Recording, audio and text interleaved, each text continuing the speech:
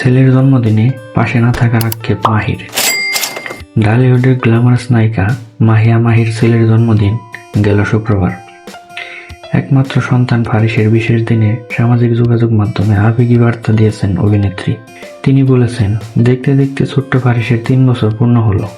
প্রথম 2 জন্মদিনে মা ছেলে সুন্দর মুহূর্ত ফ্রেমবন্দি থাকলেও এবারের জন্মদিনটা এসেছে খানিকটা ভিন্নভাবে। ছেলে দেশে থাকলেও মা অবস্থান করছেন সুদূর আমেরিকায়। দূরত্বটা যতটা ভৌগোলিক তার চেয়েও বেশি যেন আবেগের। মা ছেলের ভালোবাসায় বাধা হতে পারেনি 7,900 মাইলের দূরত্ব। পাশে না থাকতে পারার কষ্ট থাকলেও ভালোবাসা ঠিকই ছুঁয়ে গেছে সন্তানের হৃদয়। ভিডিও কলে সন্তানের সঙ্গে রয়েছেন প্রতিটি মুহূর্ত। ব্যক্তিগত ফেসবুকে ছেলের জন্মদিন উদযাপনের 9টি নতুন ছবি আপলোড করেছেন মাহি।